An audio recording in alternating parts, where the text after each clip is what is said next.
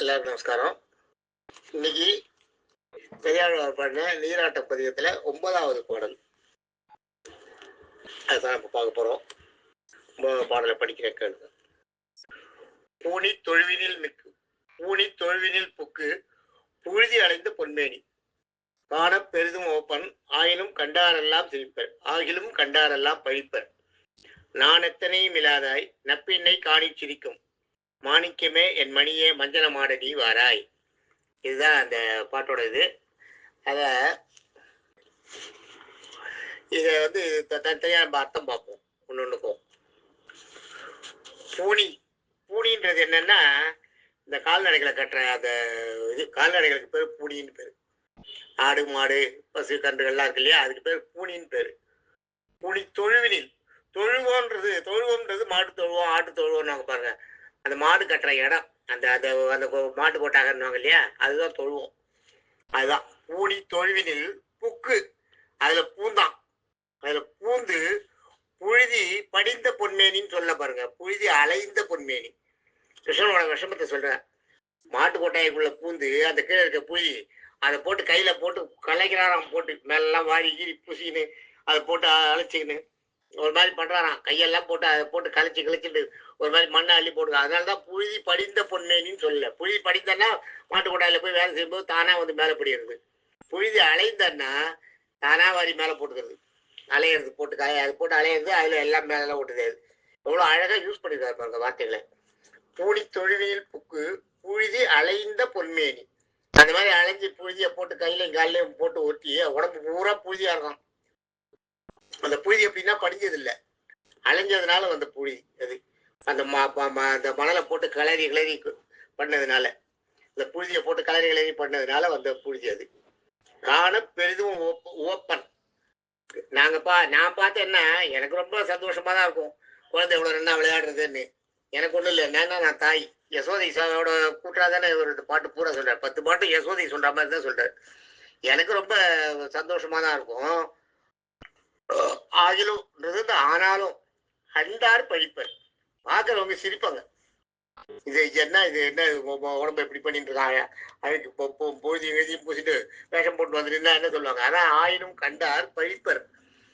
பாருங்க, பழிப்பறது என்னன்னா அப்படியே பார்த்து ஒரு மாதிரி ஏளனமா சொல்றது. அதுதான் காணி பழிப்பர், கண்டார் பழிப்பர் ஆகிலும் கண்டார் பழிப்பர். நான் எத்தனையும் இல்லாதாய். நானும், அதாவது அதனால இந்த வெக்கமே கிடையாதுன்றமே. அதான் நான் எத்தனையும்னா கொஞ்சம் கூடன்னு அர்த்தம். எத்தனைன்றதுக்கு பேர் இந்த இடத்துல கொஞ்சம் கூடன்னு அர்த்தம். கொஞ்சம் கூட கிடையாது. இல்லாதாய், நான் எத்தனையும் இல்லாதவனா இருக்கியே. நப்பின்னை காணி சிரிக்கும். நப்பின்னைன்றது ஒரு மேல மிகுந்த காதல் கொண்ட ஒரு பெண். யார் தெரியுமா? நப்பின்னை வந்து கிருஷ்ணனோட பெரிய 16 வயசு பெரியவ கிருஷ்ணனோட. அந்த அந்த நப்பின்னை காணி சிரிக்கும். அவ யார் தெரியுமா? யசோதையோட அண்ணா பிள்ளை. யசோதையோட அண்ணா கும்பன்னு ஒருத்தம், அவனோட அண்ணா, யசோதையோட அண்ணா. அவரோட பொண்ணு அது நப்பின்னை. அந்த நப்பின்னை வந்து கிருஷ்ணனோட 16 வயசு பெரியவ. ஆனாலும் கிருஷ்ணன் மேல அப்படி ஒரு காதல். கிருஷ்ணன் மேல ரொம்ப அப்படியே, கிருஷ்ணன் தான் எல்லாமே கிருஷ்ணன் தான்ற மாதிரி இருக்குவேன். அத சொல்றாருங்க.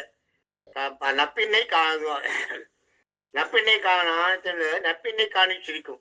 நப்பின்னை வந்து பார்த்தாள்னா அவளே சிரிப்பாளாம். ஐயா அசிங்கமா இருக்கேன். நப்பின்னை சிரிக்கிறான்னா இவருக்கு அசிங்கமா இருக்கும் இல்லையா? தன்னை காதலிக்க பொண்ணு தன்னை வேஷத்தை பார்த்து சிரிக்கிறா, பழிக்கிறா, பிரயாசம் பண்றான்னா சிரிக்கும் இல்லையா? அதான் கண்டா சிரிப்பாளாம். அதை சொல்றாருங்க. நப்பின்னை காணி சிரிக்கும் மாணிக்கமே, சிவந்த மாணிக்கங்கள் போன்ற ஒளி வீசுபவனே அப்படின்னு அர்த்தம். மாணிக்கமே என் மணியே. மணின்றது வந்து மரகத கல் மணி. மரகத மணி தான் மணின்றது வந்து மணியே அப்படின்றது வந்து மரகத மணி.